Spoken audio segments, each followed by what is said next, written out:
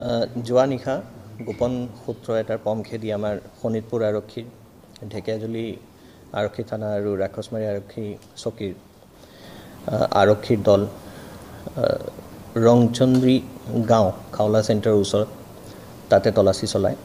সেই তলাচীত দুটাকৈ 7.65 mm pistol, 16 জাই গুলি, দুটা ৱাকি টকি ছেট, 5টা মোবাইল উদ্ধাৰ কৰিবলৈ সক্ষম হয়। ৰাতিপুৱালৈকে চলি থকা এই অভিযানত গব্ৰা বসুমতাৰী মাজবাটৰ, ৰোহিত বসুমতাৰী ঢেকীয়াজুলিৰ, আক্ষেপ বসুমতাৰী অৰুণবাৰী পুলিচ ষ্টেচন ঢেকীয়াজুলিৰ, তেওঁলোকক 3জনক কৰায়ত্ব কৰিবলৈ সক্ষম হয়।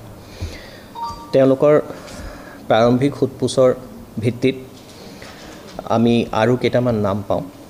সেই ভিত্তিত ৰুবুল বড়ো এলায়েছ পাণ্ডে, তেখেতক আমিনগাঁৱৰ পৰা কামৰূপ আৰক্ষীৰ সহায়ত কৰায়ত্ব কৰা হয়। আৰু আনচুলা ইছলাৰী চিৰাঙৰ, তেখেতক ৰুণিখাটাৰ পৰা চিৰাং আৰক্ষীৰ সহায়ত আমি কৰায়ত্ব কৰিবলৈ সক্ষম হওঁ। এওঁলোকৰ ইণ্টাৰগেশ্যনৰ ভিত্তিত তেওঁলোকে নতুনকৈ সাজি তোলা এটা অস্থায়ী কেম্প থেৰাইবিল চপাই নদীৰ ওচৰত অৰুণাচলৰ ফুটহিলছত আমি বিচাৰি উলিয়াবলৈ সক্ষম হওঁ। আৰু তাৰ পৰা আফতাৰচান নাৰ্জাৰী 1 নং চালবাৰী বেংতল চিৰাঙৰ আৰু ফিলিপ বসুমতাৰী হাতীজাৰ দাঁতগাড়ী ৰুণিখাটা চিৰাঙক আমি কৰায়ত্ব কৰিবলৈ সক্ষম হওঁ।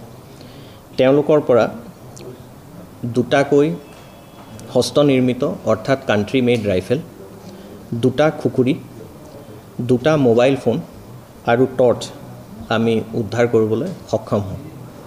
আমাৰ এই অভিযান এতিয়াও অব্যাহত আছে আৰু তদন্ত অব্যাহত আছে। আগন্তুক কাললৈ নতুন নাম কিবা ওলালে তেওঁলোকক আমি কৰায়ত্ব কৰিবলৈ চেষ্টা কৰিম। তেওঁলোক আমি এতিয়ালৈকে গম পোৱা মতে গেং এটা ফৰ্ম কৰিছিলে ক্ৰিমিনেল এক্টিভিটিছৰ কাৰণে। এটা পৰিকল্পনা থাকিবও পাৰে কিবা এটা সংগঠন খুলিবলৈ, কিন্তু সেইটো এতিয়ালৈকে সক্ষম হৈ উঠিব পৰা নাছিলে। তেওঁ নহয়, তেওঁ এতিয়ালৈকে আমি তদন্তত সিমানখিনি ওলাব পৰা নাই। আমাৰ তদন্ত এতিয়া অব্যাহত আছে। ৰুবুল বুৰ্লাজনৰ অৰিজিনেল ঘৰ হ'ল ৰামপুৰ নলবাৰী।